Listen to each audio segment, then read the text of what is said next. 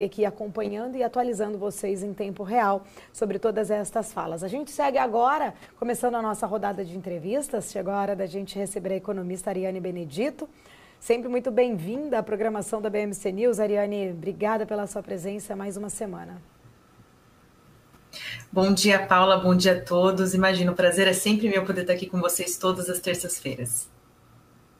Obrigada, Ariane. Prazer é nosso. Inclusive, eu já queria começar falando contigo. Agora há pouco a gente estava falando muito dessa possibilidade, né, que está na mesa aí de ajustes na política monetária. O mercado até mostrou otimismo, inclusive, com essa percepção. Só que, no entanto, um ajuste de 0,25 pontos percentuais realmente pode vir a ter um impacto significativo aí no horizonte atual? O quanto, né, você vê ali, de fato, ali ao risco de uma aceleração, se existe, né, esse risco de uma aceleração na inflação que justifique um aumento na taxa básica de juros? Existe uma justificativa para a gente ver um novo choque de juros ou é cautela, né? De fato, essa cautela ela é mais suficiente para manter o cenário sob controle?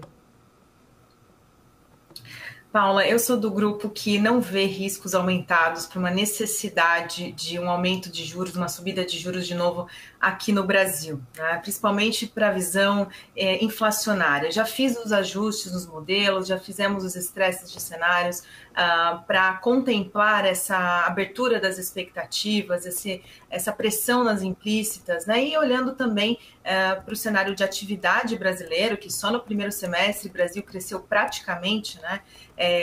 O que a gente projetou para o ano inteiro. Então já dá para começar a estimar um pouco mais no detalhe os impactos desse crescimento para a inflação brasileira, né, que ainda se concentra muito de forma doméstica, apesar da gente ter uma melhora ali na medição do IPCA sobre essa parcela especificamente, mas ainda com pressão em serviços subjacentes, onde concentra essa maior parcela, e isso advém de fato desse primeiro semestre que o Brasil cresceu mais. Mas será que a gente realmente vai crescer tudo isso ou mais do que a gente cresceu no primeiro semestre? Acredito que não. Acredito que agora a atividade brasileira ela tende a apresentar desaceleração. E por conta disso, a gente acaba diminuindo esse repasse de produção para dentro da inflação, para salários, para consumo, né, essa reação em cadeia. Então, acho que não há necessidade desse estresse todos por conta de uma possibilidade. Até pelo diferencial de juros também, né? Se a gente pegar o balanço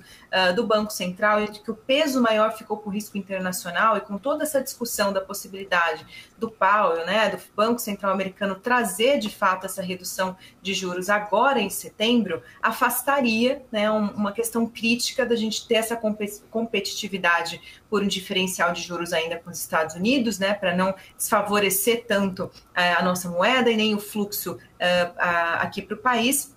Então, necessariamente, não deveria, né, haver esse questionamento sobre aumento de juros. Eu acho que um prolongamento é factível. Agora, o aumento é um estresse muito grande, visto que fazer qualquer tipo de aumento de juros é visando já segundo semestre de 25 e início de 26. E quando eu projeto, né, o carrego estatístico dessa inflação que a gente poderia ter agora para frente, mesmo tendo a inflação mais próximo da banda superior, ainda assim acredito que a magnitude de juros, que já está projetado num patamar muito alto para 25 e 26, também é suficiente para manter essa inflação dentro da meta. Então eu fico mais para o call de que um prolongamento talvez não seria ruim, dado ainda os riscos e impactos que ainda estão por vir, mas uma alta, acho que o mercado estressou um pouco demais. O Ariane, inclusive nessa projeção aí do mercado para elevar a Selic, você acha que poderia também ser ali, né, ser também uma cartada do Banco Central para retomar a credibilidade? A gente viu que ficou bastante, talvez não bastante, mas um pouco arranhada, né, naquela divisão que aconteceu ali, divisões na reunião do Copom, que deixou muito claro, né, os dirigentes indicados pelo atual governo tendo aí uma opinião diferente dos outros dirigentes, e isso estressou bastante, ficou muito ali em xeque, né, de fato, se o Banco Central daqui para frente vai ser leniente à inflação. Agora a gente tem visto, né, o Gabriel Galípolo falando muito, reforçando muito essa questão de credibilidade credibilidade, falando muito ali, sendo muito bem técnico, né? Mostrando de fato, acho que ali, tentando conquistar de fato ali o mercado, caso ele venha a ser ali o escolhido, a substituir Roberto Campos Neto, de que ele está, sim, né, olhando ali tecnicamente. Talvez o mercado esteja, né, colocando essa possibilidade mesmo de recuperar essa credibilidade do Banco Central com essa possibilidade de aumento de juros? Sem dúvida, Paula. Acho que a principal questão que eles têm agora como preocupação é manter a credibilidade do Banco Central, né? Fazer uma passagem de bastão de forma pacífica e mantendo o sentido de política monetária. O Brasil precisa de políticas econômicas serem mantidas de forma constante, prolongada, para que elas surjam um efeito na economia real, que esse é o grande problema, eu diria, na gestão brasileira de políticas econômicas. A gente quebra o ciclo de forma muito curta, não acaba esperando a suficiência dessa decisão para efeitos reais, para resultados almejados, né? Então, se o Banco Central, o novo presidente do Banco Central, ele entra, né, não só o novo presidente, que representa a instituição, mas a nova ala, digamos assim, né, de quem vai seguir ali na questão técnica do Banco Central e juntamente com essa tomada de decisão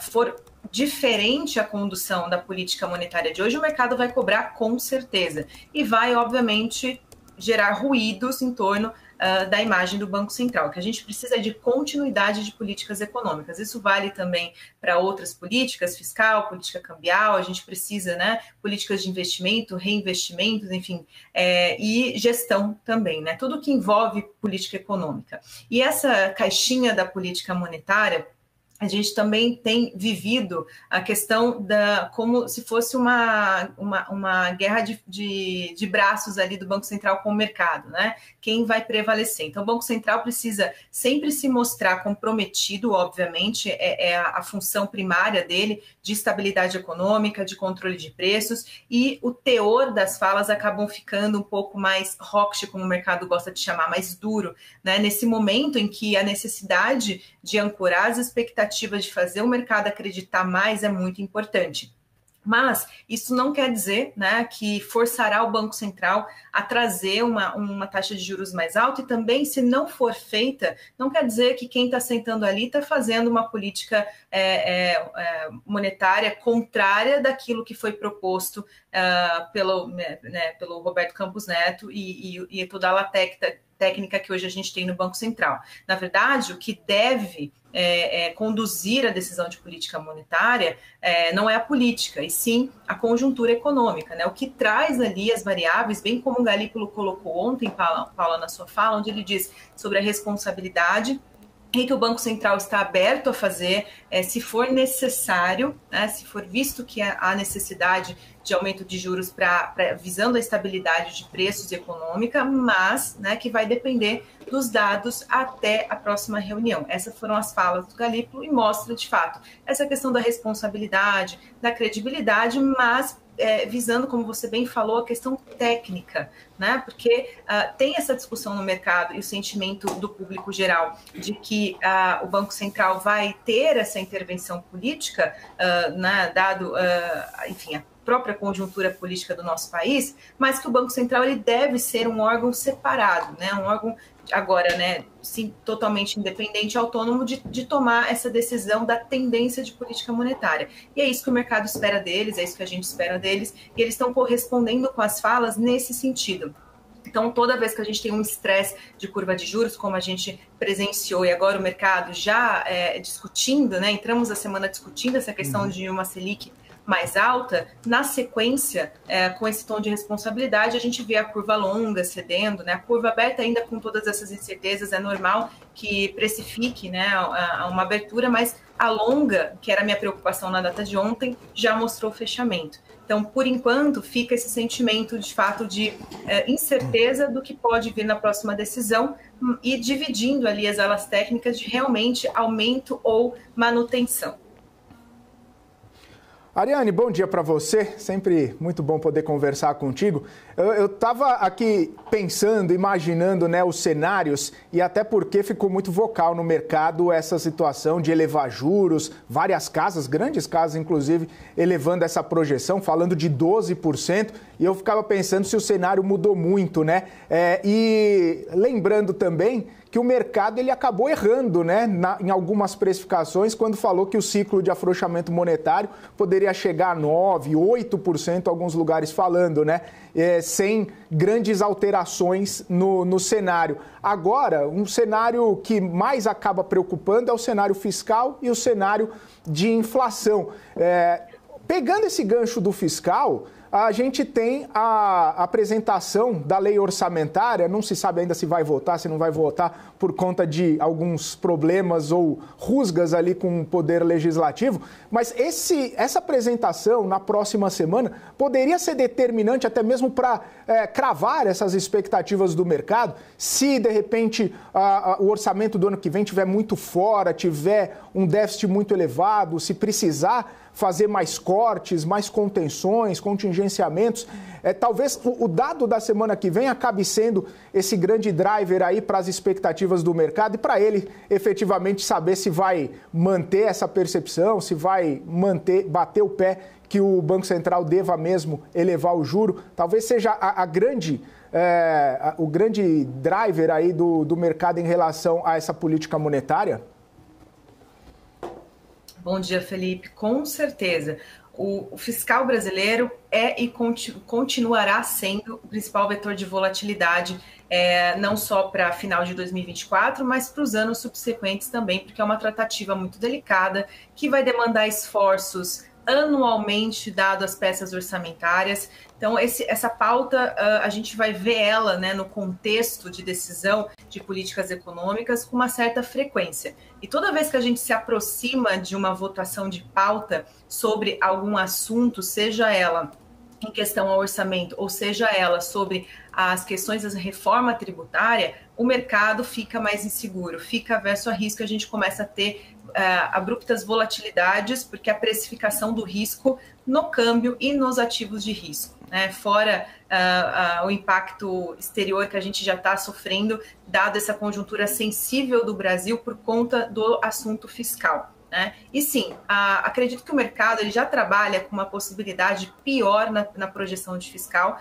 do que o próprio governo, do que o próprio Banco Central, né? Mas se a gente pegar o balanço de projeções do governo e do Banco Central, o Banco Central ainda tem uma projeção piorada para fiscal, ou seja, ele já espera e ele cobra essa responsabilidade, dada essa projeção ruim para o fiscal brasileiro. No entanto, o mercado também entende que não há espaço e tempo suficiente para uma resolução 100% do caso fiscal brasileiro e que, por isso, há necessidade de se ajustar, né, as suas posições já com essa possibilidade de uma complicação, né? E essa complicação, ela seria o quê? Ela seria o carrego estatístico, né? A questão na verdade, a inércia estatística, o termo correto, do crescimento das contas que vai continuar acontecendo para os próximos anos e demandará muita discussão e modificação nas decisões sobre reforma tributária, principalmente, e a necessidade de rever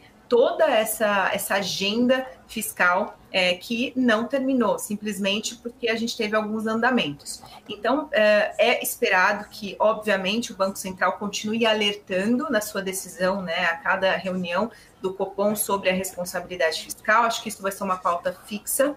E toda intensificação que a gente tiver de números piorados em relação a déficit, em relação a crescimento de dívida bruta, também será considerado como um detalhe, né? Mas mais do que isso, né? O quanto isso poderá depreciar o real e, consequentemente, o preço, né, dessa oscilação cambial vai repassar para a nossa inflação. Porque isso é uma problemática que nos acompanha também, que além da questão de uma atividade mais aquecida no Brasil, que traz essa expectativa de contaminação da inflação, né? Mas por um lado, por um ponto positivo, do outro, a gente ainda tem essa questão desse assunto específico fiscal que acaba depreciando o real, e essa depreciação cambial que a gente tem visto do real dificulta o cenário inflacionário para o Banco Central, que também foi bem detalhado e mudou a sua metodologia, dado essas últimas oscilações abruptas que a gente teve no câmbio,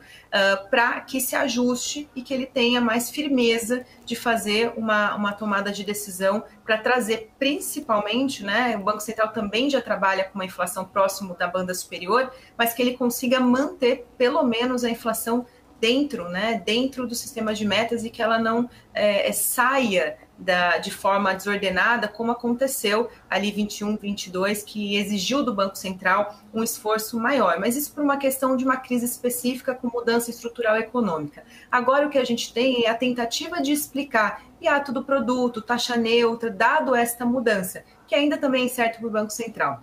Mas ainda assim reforço que o nosso call tecnicamente talvez não haveria necessidade, que o mercado está cobrando de fato por responsabilidade. Ariane, falando em